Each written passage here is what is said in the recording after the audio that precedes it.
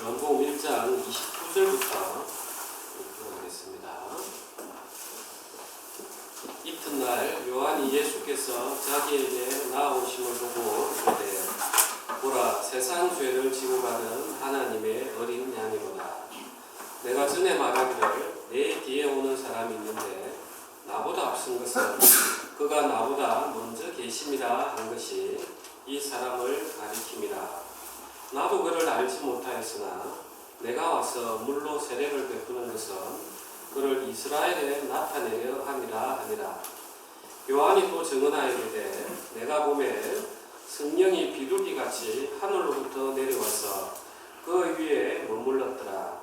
나도 그를 알지 못하였으나 나를 보내어 물로 세례를 베풀라 하신 그 이가 나에게 말씀하시되 성령이 내려서 누구 위에든지 머무는 것을 보거든 그가 곧 성령으로 세례를 베푸는 이인 줄 알라 하셨기에 내가 보고 그가 하나님의 아들이심을 증언하였노라 하니라. 또 이튿날 요한이 자기 제자 중 두 사람과 함께 섰다가 예수께서 그니심을 보고 말하되 보라, 하나님의 어린 양이로다. 두 제자가 그의 말을 듣고 예수를 따르거늘 예수께서 돌이켜 그 따르는 것을 보시고 물어 이르시되 무엇을 구하느냐 이르되 랍비여 어디 계시오니까 하니 랍비는 번역하면 선생이라. 예수께서 이르시되 와서 보라. 그러므로 그들이 가서 계신 데를 보고 그날 함께 거하니 때가 10시쯤 되었더라. 요한의 말을 듣고 예수를 따르는 두 사람 중에 하나는 시몬 베드로의 형제 안드레라. 그가 먼저 자기 형제 시몬을 찾아 말하되 우리가 메시아를 만났다 하고 메시아는 번역하면 그리스도라. 데리고 예수께로 오나 보니 예수께서 보시고 이르시되 내가 요한의 아들 시몬이니 장차 게바라 하리라 하시니라. 게바는 번역하면 베드로라. 이튿날 예수께서 갈릴리로 나가려 하시다가 빌립을 만나 이르시되 나를 따르라 하시니 빌립은 안드레와 베드로와 한 동네 베세다 사람이라. 빌립이 나다나엘을 찾아 이르되 모세가 율법에 기록하였고 여러 선지자가 기록한 그 일을 우리가 만났으니 요셉의 아들 나사렛 예수니라. 나다나엘이 이르되 나사렛에서 무슨 성한 것이 날 수 있느냐. 빌립이 이르되 와서 보라 하니라. 예수께서 나다나엘이 자기에게 오는 것을 보시고 그를 가리켜 이르시되 보라, 이는 참으로 이스라엘 사람이라. 그 속에 간사한 것이 없도다. 나다나엘이 이르되 어떻게 나를 아시나이까. 예수께서 대답하여 이르시되 빌립이 너를 부르기 전에 내가 무화과 나무 아래에 있을 때 보았노라. 나다나엘이 대답하되 랍비여 당신은 하나님의 아들이시오 당신은 이스라엘의 임금이로소이다. 예수께서 대답하여 이르시되 내가 너를 무화과 나무 아래에서 보았다므로 믿느냐. 이보다 더 큰 일을 보리라. 또 이르시되 진실로 진실로 너에게 이르노니 하늘이 열리고 하나님의 사자들이 인자 위에 오르락 내리락 하는 것을 보리라 하시니라. 오늘 요한복음 1장 세 번째 말씀입니다. 이 요한복음은 어쨌든 이 사도 요한이 예수님을 쭉 따라다니면서 그때 있었던 일들을 자기가 직접 목격했던 것들을 이제 하나님의 시각에서 우리에게 지금 보여주고 있습니다. 먼저 이제 29절에 보면 이튿날 요한이 예수께서 자기에게 나오심을 보고 이르되 보라, 세상 죄를 지고 가는 하나님의 어린 양이로다. 이제 어린 양이라는 게 나옵니다. 우리가 성경에서 어린 양, 아주 새끼 양처럼 이렇게 생각하는데 전혀 그렇지 않습니다. 양이라는 짐승이나 또 번제드리는 소, 이런 짐승들은 1년만 되면 아주 튼튼하고 육질이 좋은 그런 양이 되고 소가 됩니다. 그래서 아주 좋은 그 상태, 어찌 보면은 사람 같으면 이제 청년의 시기, 이런 시기를 보냈던 그런 양을 이야기하는 거예요. 그러면 왜 하나님이 어린 양을, 예수님을 어린 양이라고 하시는가? 이제 한번 또 우리가 돌아봐야 되겠네요. 자, 이 양이라는 짐승은 일단 시력이 안 좋아요. 그래서 시력이 안 좋기 때문에 지 갈 길로 그냥 알아서 가는 그런 이제 동물입니다. 그리고 이제 이 양은 털이 많아가지고 다리가 약해요. 그래서 한번 넘어지면 이렇게 세우지 않으면 이렇게 벌러덩 누워져가지고 잘 일어나지 못하는 그런 또 짐승입니다. 그리고 이제 이 양이 그렇게 고집이 세다 합니다. 그래서 이제 중동에서는 이제 우리나라에서는 여기 이 개 같은 놈 이러는데 중동에서는 이 양 같은 놈 이게 이제 가장 큰 고집스러운 그런 표현을 쓰는 그런 표현이라고 이렇게 합니다. 그래서 이 양이라는 게 그렇게 이제 고집스럽고 잘 보이지도 않고 그래서 누가 이끌어주지 않으면 그냥 절벽도 모르고 그냥 가서 떨어져 죽는다고 이렇게 이야기합니다. 그래서 왜 하필 이 양일까? 왜 양일까? 그래서 우리 인생이죠. 우리 인생이 하나님을 떠나서 그게 죽는 길인 줄도 모르고 나를 위해서 쭉 가버린단 말이에요. 그게 절벽으로 떨어지는 줄도 모르고 가는 게 이 양 같은 제 길로 가는 우리 인생의 모습이에요. 그래서 누가 끌어주지 않으면 초장이 어딘 줄도 모르고 누가 양털을 깎아주지 않으면 그냥 그 틀에 쌓여가지고 안에 썩는 줄도 모르고 이렇게 죽는 게 이 양이에요. 우리 인생이 그렇다는 겁니다. 그런데 이제 이 양이 잘하는 게 하나 있어요. 뭐냐? 이 양털을 깎을 때 그 조용히 있어요. 죽으러 갈 때 하고. 참 신기하죠? 우리가 염소 저 어릴 때 잡는 거 보면 소금을 입에 넣어가 묶어가지고 그래도 온 몸을 들고 이렇게 하는데 이 양은 그 죽음 앞에 갈 때하고 틀 깎으러 갈 때는 그렇게 조용하고 입을 잠잠히 있는 그런 짐승입니다. 그래서 성경에 이 어린 양이 나오는 구절이 여러 번 있습니다. 제일 첫 번째가 창세기에 나옵니다. 하나님께서 아브라함을 부르시고 내가 내 자손으로 말미암아서 천하 만민이 복을 얻을 거다. 내가 열국의 아버지가 될 거다. 이렇게 했는데도 불구하고 아브라함이 그 약속을 믿지 못해서 이제 그 자기 아내가 데리고 다녔던 종, 그 하갈을 통해서 이스마엘을 낳죠. 그게 지금 아랍의 조상이기 때문에 그런 이제 이야기가 우리가 창세기에 나오죠. 그런데 하나님이 마지막에 늦가기로 100세 때 이삭을 줍니다. 얼마나 애지중지하겠습니까? 그런데 어느 날 하나님 나타나셔가지고 이제 이삭을 번제로 드리라. 그러니까 번제는 다 해부해서 내장하고 분리시키고 이렇게 하는 게 이제 번제단 말이에요. 불태워서. 그래서 아브라함이 이제 모리아산, 지금 예루살렘 성전이 있는 그게 모리아산입니다. 거기에 가가지고 이제 잡으려고 하니까 하나님이 탁 막으시면서 이제 그 옆에 보니까 숫 양이 이렇게 머리에 줄이 걸려가지고 있었죠. 그래서 하나님이 그 양을 잡아서 드릴 수 있도록 그래서 하나님이 친히 준비하시더라. 그게 돼서 여호와 이레. 그래서 하나님이 받으시는 제물은 인간이 준비하는 게 아니에요. 하나님이 스스로 준비하시는 그게 바로 하나님의 어린 양인 거예요. 그래서 우리 인간은 오늘 아까 제가 자유주의를 잠깐 이야기 드렸는데 자기가 선하게 행동함으로써 나의 자신을 하나님 앞에 드리고자 한단 말이에요. 이게 가짜라는 거예요. 하나님이 받으시는 것은 하나님이 친히 준비하신 제물 외에는 없더라는 거예요.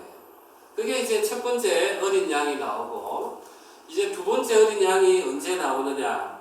출애굽할 때 나옵니다. 이스라엘 백성이 이제 하나님이 아브라함에 약속을 했어요. 내 후손이 애굽에서 4대 만에 큰 민족이 되어서 나올 거다. 우리는 지금 한 세대를 한 30년으로 보지만 그때는 한 세대를 한 100년 정도로 봤어요. 오래 살아서. 그러니까 이제 한 400년이 지나고 이제 나옵니다. 그런데 이제 나오려고 하니까 그 애굽의 바로 왕이 그냥 놔주겠습니까? 자기들의 경제적인 미천인데 그래서 낳아주지 않으니까 이제 하나님이 10가지 재앙을 이제 보내는 거예요. 그러면서 마지막 재앙이 이제 모든 사람과 짐승의 첫 새끼들, 장자들은 죽이겠다. 죽음의 재앙이었어요. 그때 이제 유일하게 이 죽음을 피하는 것이 어린 양을 잡아가지고 위에 기둥하고 좌우 문설주에 피를 바르면 내가 피를 볼 때에 넘어가리라. 그래서 출애굽기에서의 어린 양은 내가 받아야 될 심판을 하나님이 그 어린 양의 피를 보고 넘어가는 그 모습을 보여주는 거예요. 여기까지 이제 잘 아시는 내용이죠. 아멘. 그래서 성경에 나오는 어린 양의 이야기들이 지금 그렇게 나와요.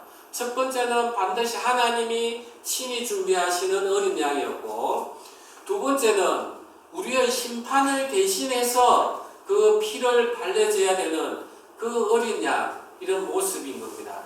이제 우리가 같이 하나 찾아보기를 원합니다. 53장 7절 이사야입니다. 제가 가진 성경은 구약 1034페이지입니다.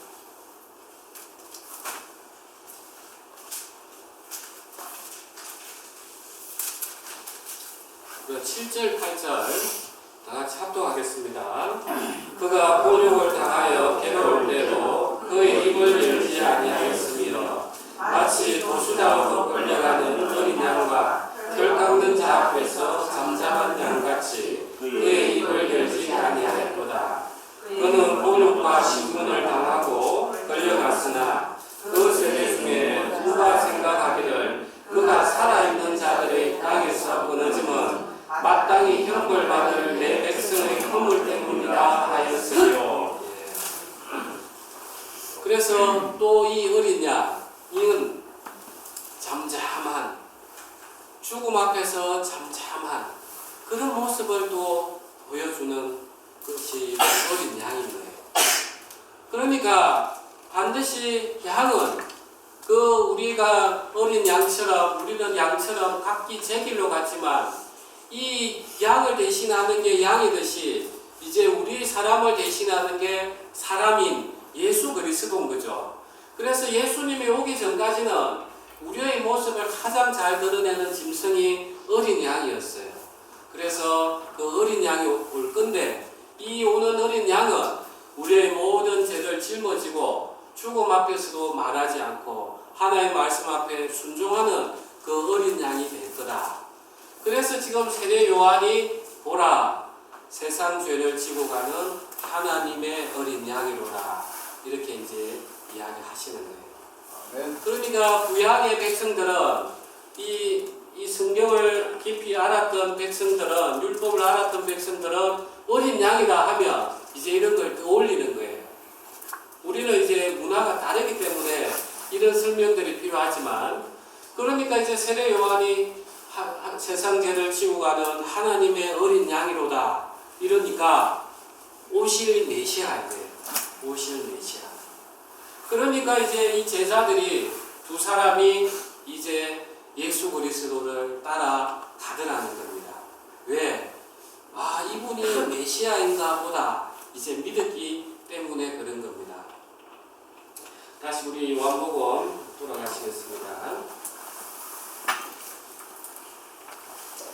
1장 35절부터 보겠습니다. 또 이튿날 요한이 자기 제자 중 두 사람과 함께 섰다가 예수께서 그 미심을 보고 말하되 보라 하나님의 어린 양이로다.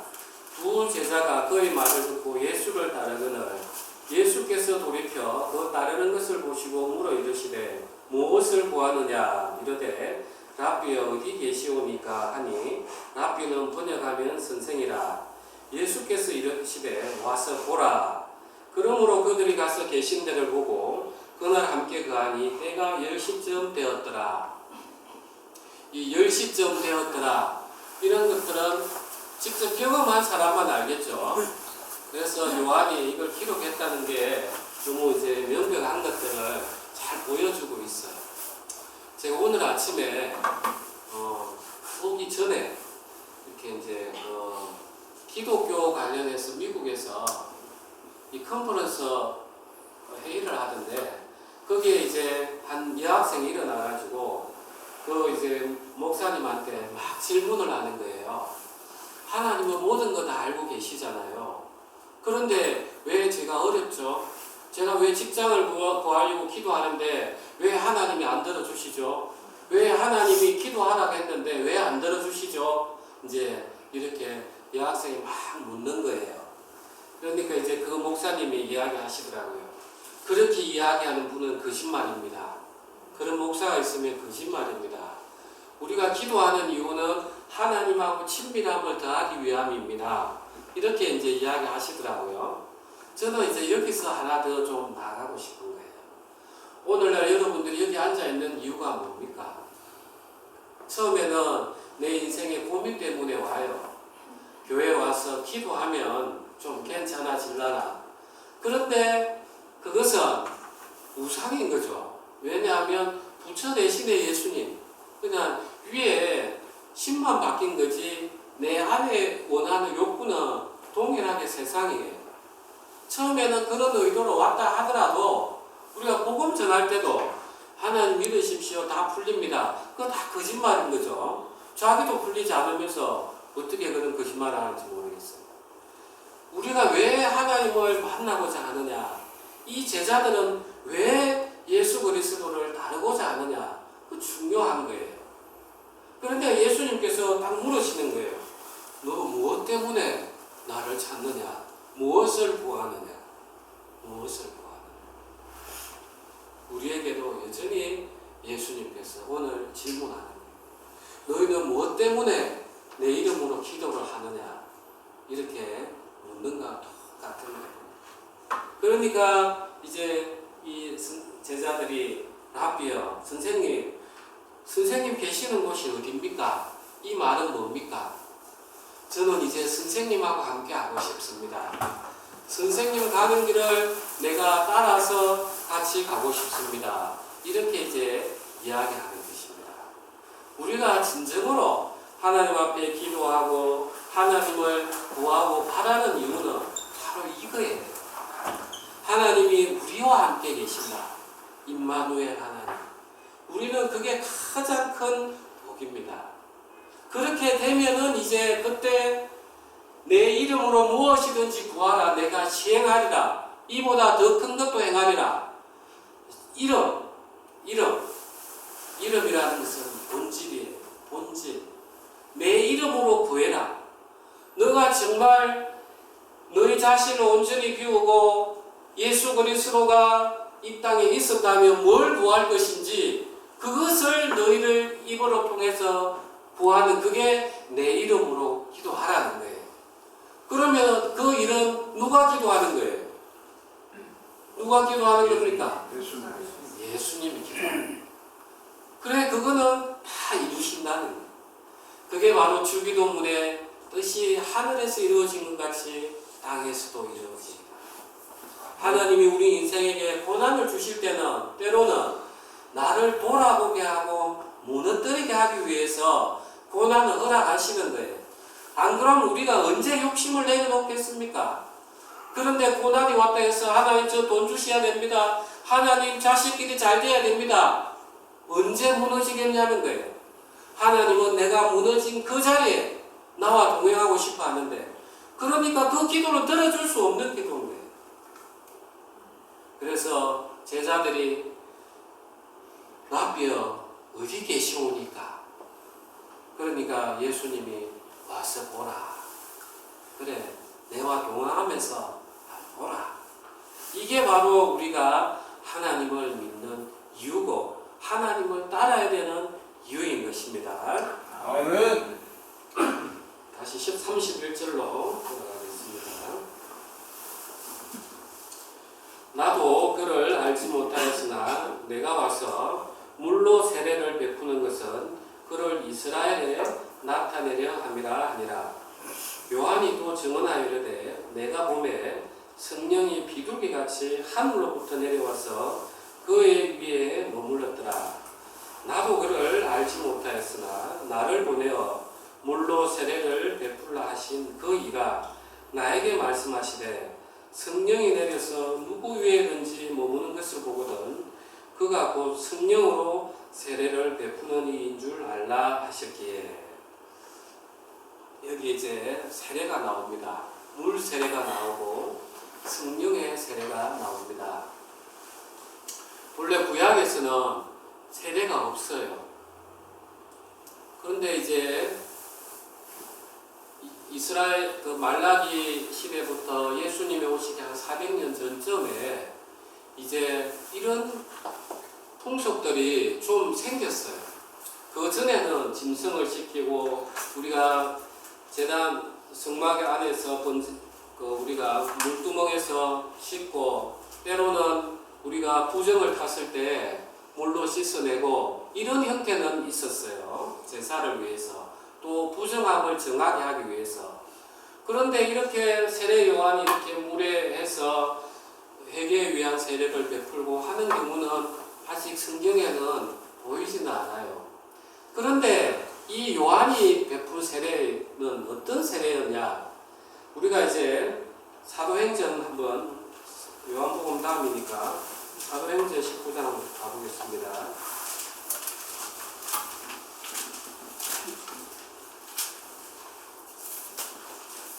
제가 가진 성경은 신약 220페이지입니다.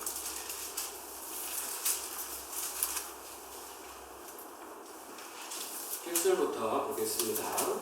아볼로가 고린도에 있을 때 바울이 윗지방으로 다녀 에베소에 와서 어떤 제자들을 만나 이르되 너희가 믿을 때 성령을 받았느냐? 이르되 아니라 우리는 성령이 계심도 듣지 못하였노라. 바울이 이르되 그러면 너희가 무슨 세례를 받았느냐? 대답하되 요한의 세례니라. 바울이 이르되 요한이 회개의 세례를 베풀며 백성에게 말하되 내 뒤에 오시는 이를 믿으라 하였으니 이는 곧 예수라 하거늘 그들이 듣고 주 예수의 이름으로 세례를 받으니 바울이 그들에게 안수하며 성령이 그들에게 임하심으로 방언도 하고 예언도 하니 모두 12사람쯤 되니라. 여기 보니까 세례가 두 개가 나오죠. 요한의 세례가 있고 또 예수 그리스도의 성령의 세례가 있어요. 그러니까 이 요한이 세례를 베풀었다는 것은 회개의 세례. 그래서 내가 이렇게 하나님을 떠난 자입니다. 그래서 내가 죄 안에 있는 자입니다. 스스로 고백하면서 씻김을 받기를 원하는 육체의 모습을 통해서 보여주는 그 세례인 거예요.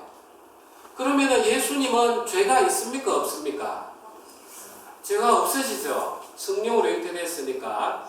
그런데 예수님이 세례를 받았다는 것은 세례 요한에게 누구의 죄인 거예요? 예. 그래서 세례 요한이 보라 세상 죄를 지고 가는 하나님의 어린 양이로다. 그래서 예수 그리스도를 드러내려고 세례 요한이 지금 계속해서 세례를 베풀고 있었던 거예요. 하나님께서 세례 요한에게 이야기하셨던 거예요. 네가 회개의 세례를 베풀 때 성령이 비둘기처럼 내리는 그걸 보면은 그게 바로 하나님의 아들이라 세례 요한에게 하나님이 이야기해 주셨던 거예요. 세례 요한은 누가복음에 보면 예수님보다 6개월 전에 잉태되고 그 다음에 마리아하고 또 서로 의복하고 했기 때문에 잘 아는 사람이었어요. 그런데도 세례 요한이 나는 그를 알지 못하였다 하는 부분은 정말 하나님의 아들인 줄은 몰랐다는 거예요. 그래서 세례 요한이 하는 일들은 계속해서 예수 그리스도를 바라보게 하는 게 세례 요한의 임무였어요. 우리도 그래요. 우리가 복음을 전할 때 다른 게 아니에요. 예수님을 바라봐야 됩니다. 우리는 하나님을 떠나서 죄 안에 있습니다. 그래서 고통에 들어온 겁니다. 그런데 이 고통들이 우리가 하나님 앞으로 가려고 하면 늘 죄가 많는데 그 죄를 예수님이 다 덮으시고 가셨습니다. 그 예수님을 봐야 됩니다. 이렇게 우리는 외쳐야 되는 거예요. 그래서 광야의 소리라. 자, 소리라는 것은 자, 형체가 없어요. 들리기는 들리는데 우리가 복음 전하는 자는 그래야 돼요. 내가 이 사람을 복음을 전했으니까 내가 하나님 앞에 상급을 받겠지, 그런 게 아니에요. 소리라는 것은 전해주고 없어져야 되는 그런 자예요. 그래서 우리는 복음을 전하고 그분이 성장하고 할 때도 참 저 사람 내가 복음 전했는데 그 하나도 그건 다 잘못된 거죠. 오직 영광은 하나님 앞에 돌리는 것입니다. 그래서 이제 세례 요한이 세례를 베풉니다. 이제부터가 좀 중요합니다. 그런데 이제 성령이 비둘기처럼 내리더라. 하나님께서 우리 인간이 연약하니까 그냥 영은 안 보여요. 그런데 하나님이 우리를 위해서 마치 비둘기가 내려오는 것처럼 이 모양을 세례 요한에게 보여주셨다는 거예요. 왜 비둘기냐? 왜 비둘기냐? 그만큼 많은 새 중에 왜 비둘기냐? 참 많은 의미가 여기에 담겨져 있습니다. 우리 창세기 8장으로 가시겠습니다. 창세기 8장 6절부터입니다.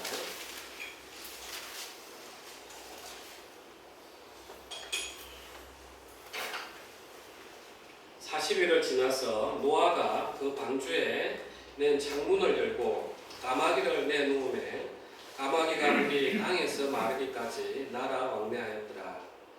그가 또 비둘기를 내놓아 지면에서 물이 줄어들었는지를 알고자 하매 온 지면에 물이 있으므로 비둘기가 발 붙일 곳을 찾지 못하고 방주로 돌아와 그에게로 오는지라.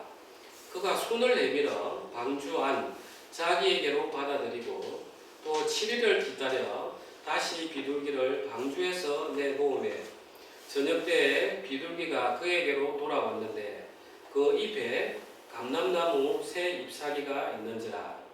이에 노아가 땅에 물이 줄어든 줄을 알았으며 또 7일을 기다려 비둘기를 내놓음에 다시는 그에게로 돌아오지 아니하였더라.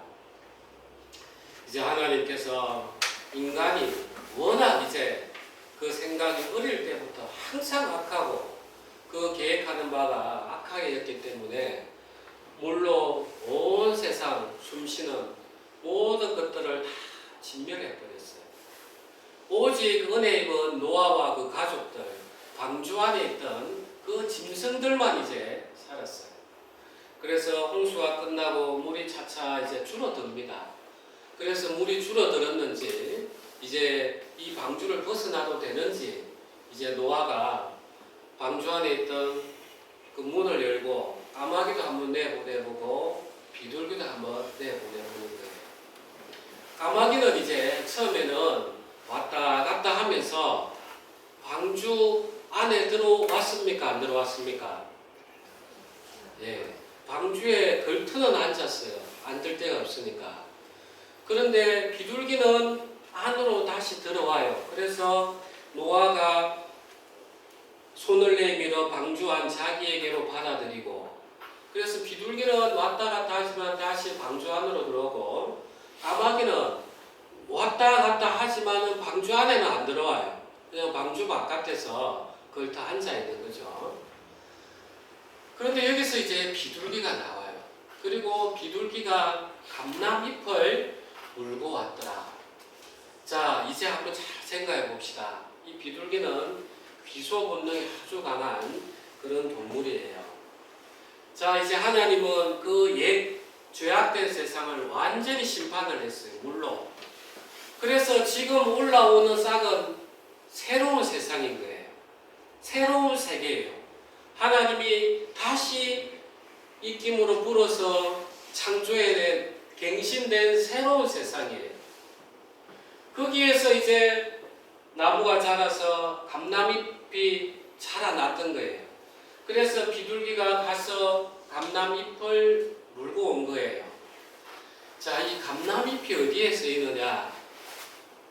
우리가 출애굽기에 보면은 안에 성막 안에 우리가 향단을 두고 이렇게 합니다.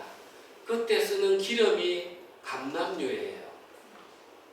그래서 꼭 찧어가지고 그걸 부으면은 그렇게 향이 멀리 깊게 간다는 거예요. 그래서 이 비둘기는 지금 새로운 세상이 왔다는 것을 이야기해 주는 거예요. 예수님이 세례 요한에게 세례를 받습니다. 성령이 비둘기처럼 내립니다. 그러면은 이제 다시 우리에게 이야기하는 거예요. 새 나라가 임했다. 그 소식을 지금 전해주는 게 바로 그 비둘기 같은 성령의 모습이에요. 그래서 천국은 이미 이 땅에 임한 거예요. 그래서 그 감람나무, 그 기름, 그게 바로 성령이에요. 왜 성령이냐?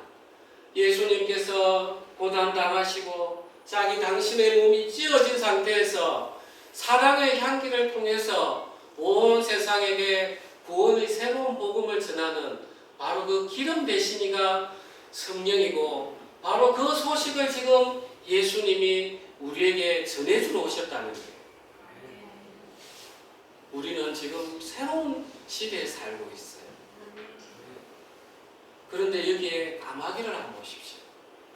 까마귀는 구약 성경 레위기에 보면 부정한 짐승이에요. 왜 부정하냐?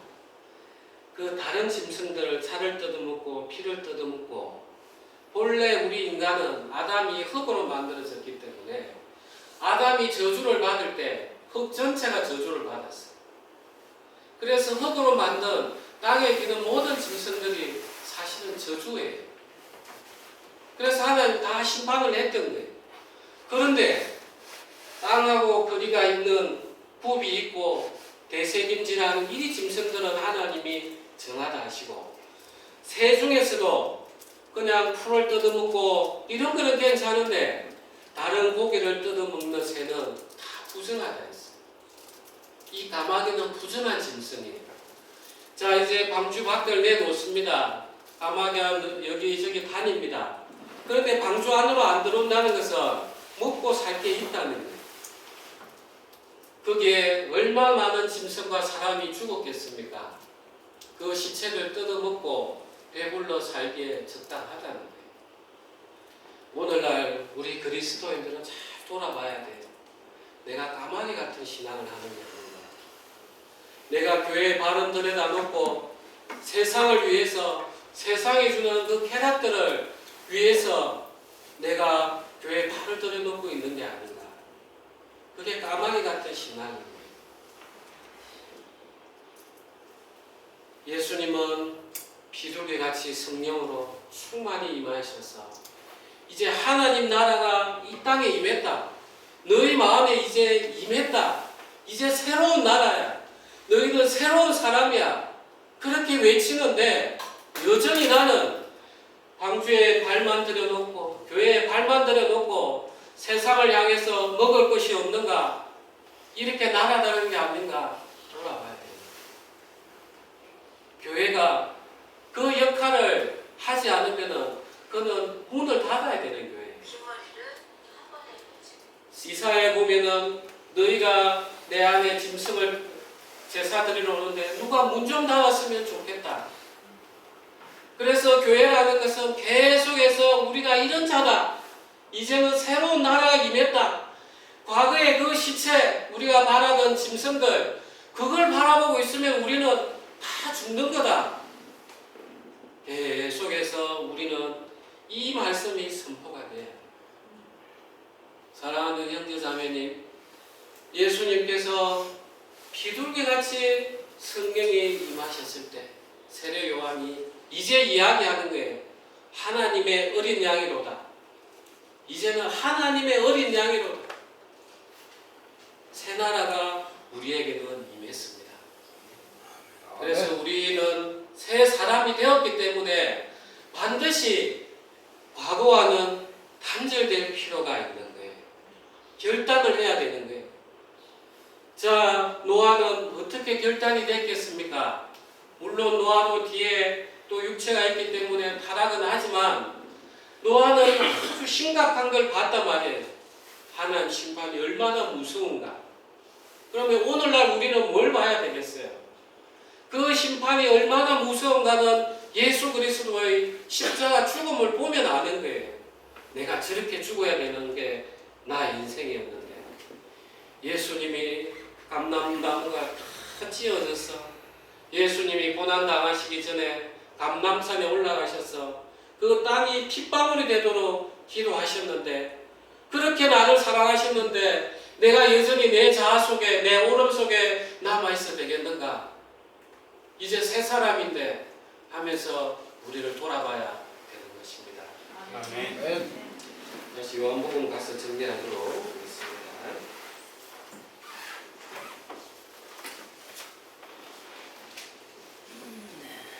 40절입니다.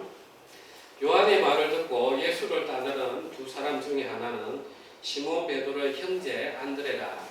그가 먼저 자기 형제 시몬을 찾아 말하되 우리가 메시아를 만났다 하고, 메시아는 번역하면 그리스도라. 데리고 예수께로 오니 예수께서 보시고 이르시되 내가 요한의 아들 시몬이니 장차 게바라 하리라 하시니라. 게바는 번역하면 베드로라. 그래서 이제 이 안드레는 하나님 메시아를 만난 거예요. 그러니까 말을 안 할 수가 없는 거예요. 이게 복음이 전해지는 원리입니다. 내가 하나님을, 그 크신 하나님을 경험하면 내 입을 열지 않는다면 원수보다 더 악한 자라고 이야기하고 있는 거예요. 형제 자매를 모른 척하면 더 악한 자라고. 우리가 복음이 전해지는 원리가 이겁니다. 내 안에 기쁨이 있고 하나님을 만났는데 내가 입을 다물겠다, 내 혼자만 알아야 되겠다, 그거는 하나님의 인도함을 받지 못하는 자예요. 너무 기뻐서 야 너도 와봐, 나도 와봐 이렇게 하면서 나를 봐. 지금 우리는 예수님 앞에 데리고 가지는 못하니까 내 바뀐 거 보라고, 야 진짜 와봐라, 그렇게 하면서 복음이 전해지는 거예요. 그러니까 이제 이 베드로를 예수님은 바로 아시면서 시몬아, 형제 시몬을 예수께서 어떻게 이야기하시냐, 내가 요한의 아들 시몬이니 장차 게바라 하리라. 처음에는 본질을 이야기해줘요. 너 요한의 아들이지 육체적으로. 그런데 게바라, 케파, 이게 반석이에요. 히브리어로는, 헬라어로는 페트로스에서 베드로, 반석. 마치 하나님이 아브라함을 불러서, 아브라함이 큰 아버지 뜻인데 아브라함, 열국의 아버지가 될 거다. 하나님은 먼저 불러놓고 바꾸시는 거예요. 베드로를 이제 보자마자 너 시몬이지. 그런데 앞으로는 반석이 될 거야. 언제 되느냐? 이 시몬은 예수님이 잡혔을 때 3번이나 저주하면서 부인을 합니다. 저주했다는 말은 나는 저런 사람의 제자가 아니라고, 저런 이란의 제자가 아니라고, 가룟 유다보다 더하지 않아요. 그런데 사도행전에서 딱 들어가면 이제 한날 설교를 하는데 3,000명이 회개를 하고 공의에 잡혀가는데 내가 너희 말을 듣는 게 옳으냐, 내가 하나님을 전하는 게 옳으냐, 너가 판단해보라고, 내가 이 하나님을 안전할 수가 없다고 아주 담대하게 바뀌어버려요. 왜 그렇습니까? 바로 성령의 임함을 받았기 때문에 그런 거예요. 아멘. 그 성령의 임함, 여러분 다른 게 아닙니다. 성령이 임하기 위한 조건은 다른 게 없어요. 철저한 회개예요. 내가 가지고 있는 내 오름들, 이걸 철저하게 회개해야 됩니다. 저는 심지어 어디까지 저 스스로를 의심해 봤느냐. 내가 진짜 구원을 받았을까? 내가 진짜 하나님을 만난 그게 맞을까? 그것도 저는 잡다 보니까 사단이 이걸 노랗지가 않은 거예요. 너 그거 아닐 수도 있잖아. 너 그냥 죄책감이 어느 날 풀려서 마음이 편안해질 수 있었을 수도 있잖아. 그래서 저는 거기까지 놨어요. 하나님, 이 구원을 제가 원한다고 해서 받는 것도 아니고, 하나님께서 작정하셨으면 제 구원 누가 뺏어가겠습니까? 그리고 하나님이 저를 작정하지 않으셨으면 제가 뭔 노력으로 갈 수 있겠습니까? 이제 저는 그것조차도 하나님 앞에 맡기겠습니다. 그것까지 딱 내려놓았어요. 그때부터 하나님이 흔들리지 않는 믿음을 주시더라고요. 여러분, 내가 구원을 받았을까? 내 안에 성령이 임했을까? 그 잡는 그거 내 신앙이에요. 내 신앙. 하나님 주시는 믿음은 든든합니다. 그래서 내가 어떻다 다 필요 없어요. 우리는 철저히 해야 되는 게 바로 그 회개예요. 회개. 내가 이런 자구나. 내가 이렇게 하나님을 떠나고 내만 바라봤구나. 구약 성경부터 신약 끝까지 가보십시오. 회개가 뭔지예요. 회개가. 회개하지 않으면 하나님이 주시는 그 은혜는 그야말로 나를 높이는 데 쓰일지는 모르겠지만 참된 하나님을 만날 수 있는 길은 없는 거예요. 그래서 회개하라. 천국이 가까웠다. 우리는 그 회개가 가득하면 할수록 하나님하고 가까워지는 것입니다. 아멘. 그래서 하나님은 우리를 부르시고 나서 바꿉니다. 여러분들 염려하지 마세요. 나도 왜 안 변할까? 회개를 그냥 더 하십시오. 하나님이 바꾸십니다. 우리는 그것도 이 말씀을 보고 믿는 거예요. 정말 아브라함 보십시오. 하나님이 사라를 통해서 자녀를 주겠다 했는데도 사라가 말 한마디 하니까 당신이 이제 더 늙으면 그 정자도 안 나올 텐데 이 종이라도 해서 애 낳으라고 그냥 쏙 넘어가는 거예요. 그런 아브라함을 하나님이 나중에는 힘을 주셔가지고 이삭을 낳게 하는 거예요. 여러분, 우리는 하나님을 더욱 만나고 경험하는 것은 다른 게 아닙니다. 여러분이 얼마나 악한 존재였는지를 계속해서 알면 알수록 십자가가 맺게 되고 그 십자가에서 예수님이 불러주신 그 사랑이 더욱더 커져서 내가 바뀌는 겁니다. 아멘 되십니까? 아멘.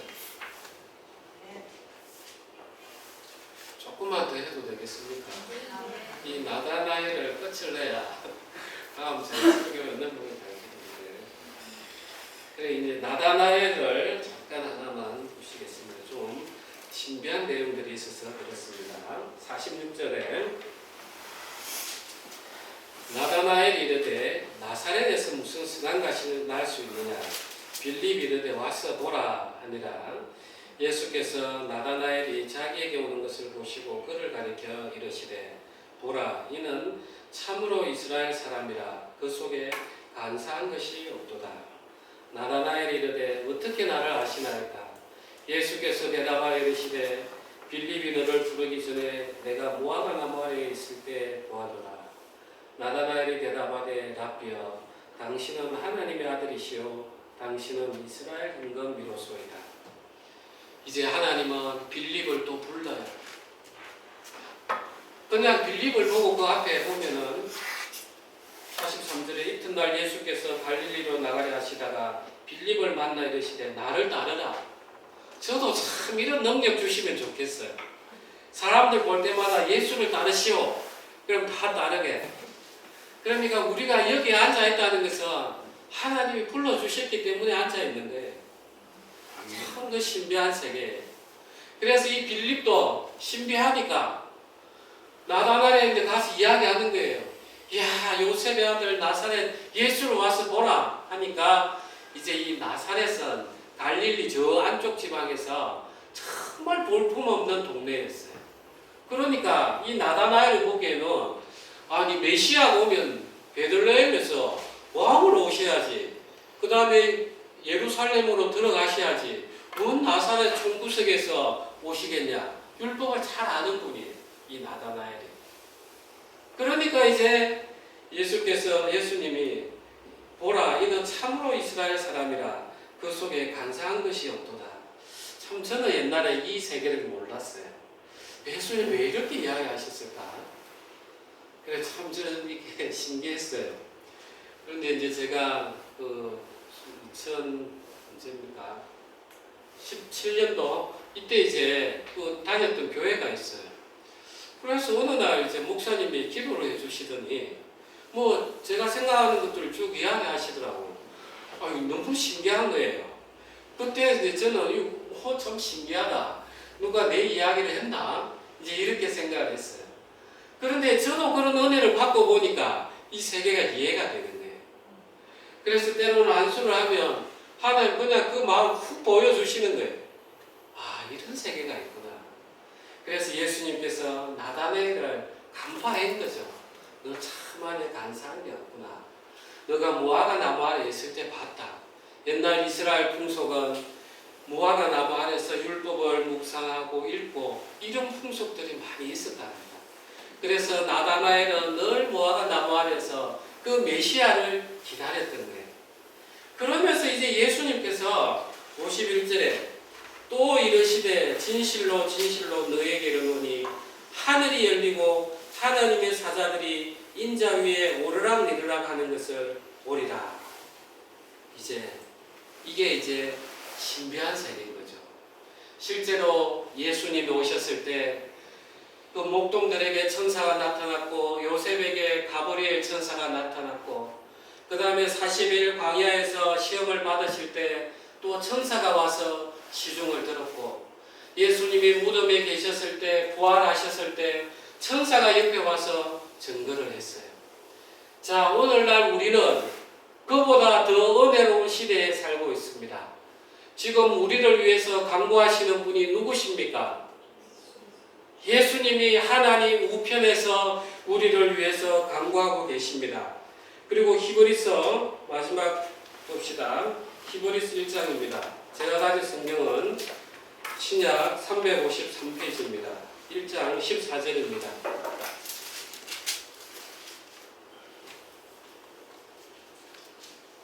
다 같이 합독하겠습니다. 모든 천사들은 섬기는 영으로서 무언박을 상속자들을 위하여 섬기라고 보내심이 아니냐.